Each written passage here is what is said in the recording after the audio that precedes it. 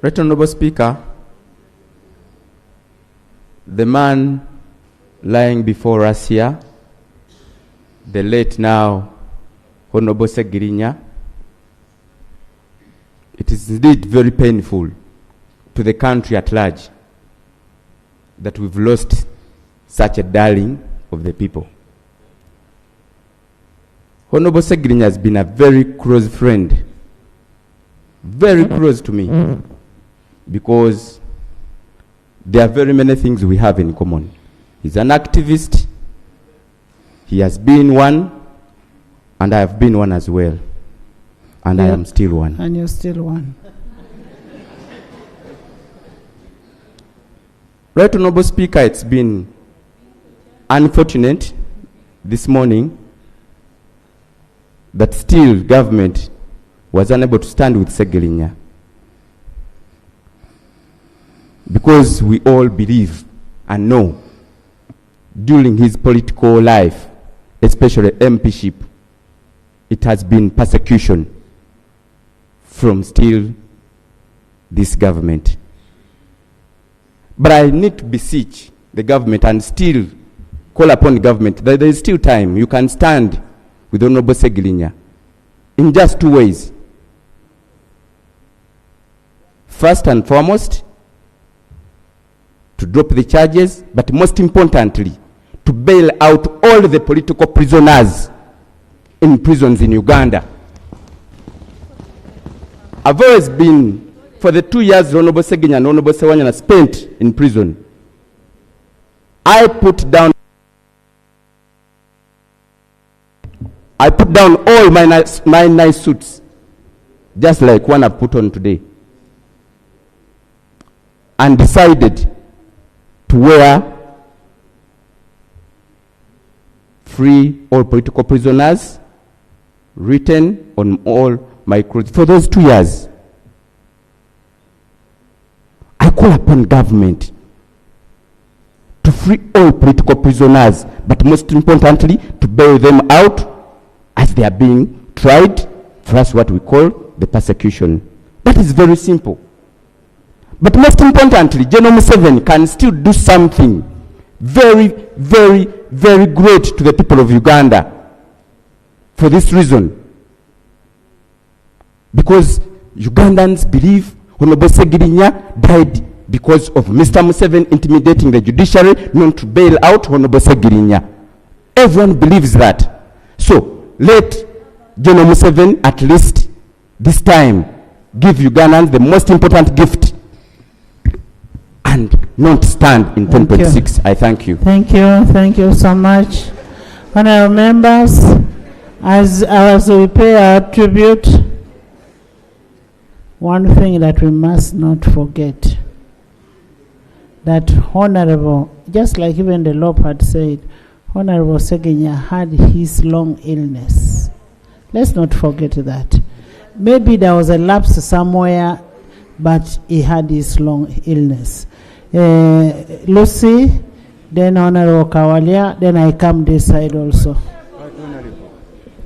Thank you. You're going to speak. Thank you, Madam Speaker, for giving me this opportunity to pay tribute to a colleague. My deepest condolence to the family. Madam Speaker, I am going to speak on basically two issues. One, what do I learn from this friend of ours? When God gives you an opportunity, use it to the fullest. You don't need 100 years to make a change.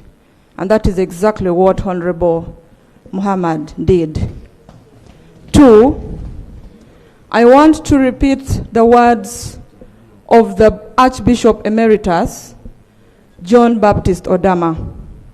On the 14th of December this last year, 2024, when he was celebrating his 50th priestly anniversary in Gulu Cathedral, these were his appeal to the government of Uganda, that please, in the interest of peace in this country, release political prisoners who have been in prison, who have been in remand without proper trial. These were his words. If you go back, you can watch this video. This was an appeal from the man of peace himself. And on that day, he launched a very important book entitled, Stop Fighting, Start Talking. How I wish as a country we would talk more. And of physical planning, which I was chairing at that time, but it was always fun. We joined KCCA when it had a lot of challenges, most especially when it came to trade order. There's a time when the former executive director of Kampala, then Jennifer Msisi, wanted to send off all the boys who were operating on the streets of Kampala when government had no plan to relocate them. We fought tirelessly with him. For those who remember, that is the period when he committed himself, also turned himself to be a market vendor. He had passion for the common man. No wonder God had to pay him. I want to thank the Almighty God who turned Honorable Ssegirinya from the lowest of the low. We used to share a lot, and we had so many issues in common. One of them is that we had both lost our dear fathers when we were still very young. His commitment to fight for freedom for this country was real. For those who think that Honorable Ssegirinya was a comedian, it is very wrong. He wanted to see a new Uganda. My message goes to government, because we all know what transpired. Honorable Ssegirinya went to prison so many times. He was not charged for theft. He wasn't charged for defilement, but he was always being charged for fighting for the common man.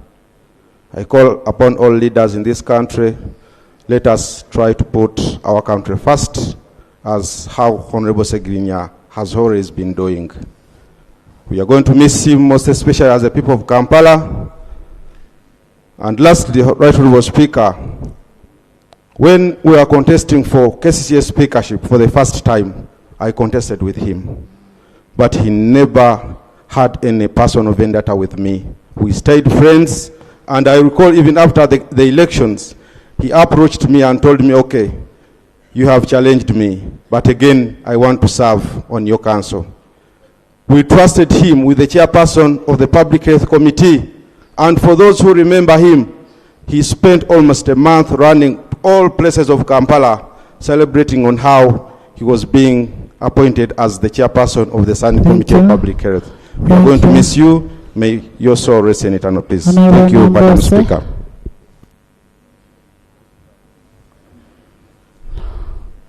Honorable Nambooze, then we can have Honorable Kinovere, Honorable Macho, Honorable Uganda, Propua, then the Minister. Thank you, Right Honorable Speaker. Right Honorable Speaker, I stand to support the motion before this House. And I want to appreciate you, Right Honorable Speaker, for appointing this day and time to give Parliament a moment to send off our brother with honor. Right Honorable Speaker, I stand here as one of the MPs who has been sick most of this term. And I want to thank you, Right Honorable Speaker, for standing with us and making sure that we get treatment both locally and internationally.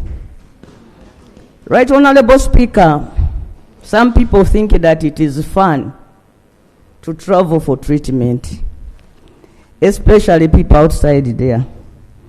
As much as we sympathize with other Ugandans who cannot afford to go for specialized treatment outside the country, I want to tell colleagues that it is quite very difficult and very challenging to be seeking treatment outside one's country.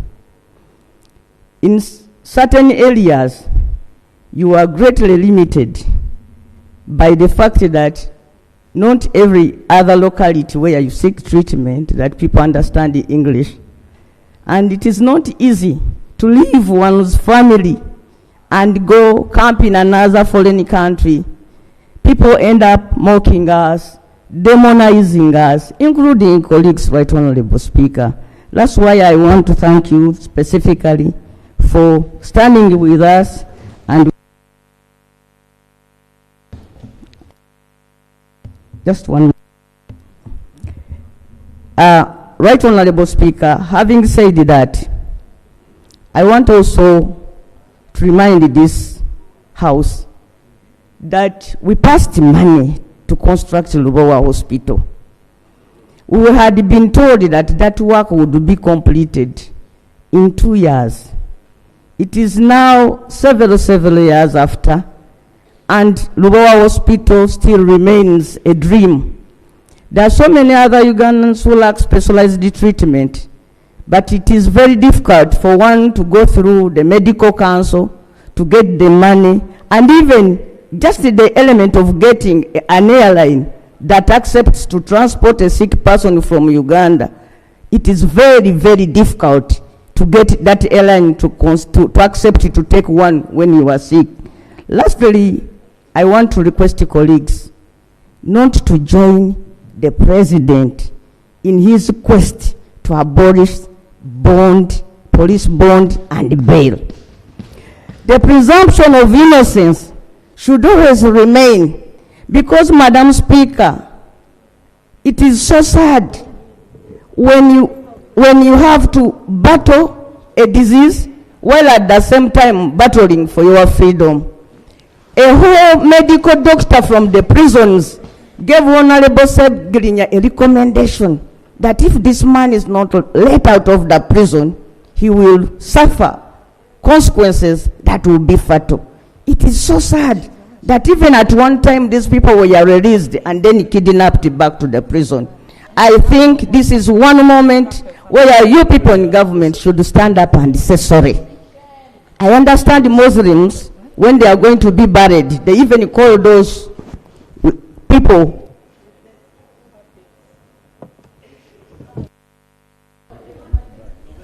Thank you.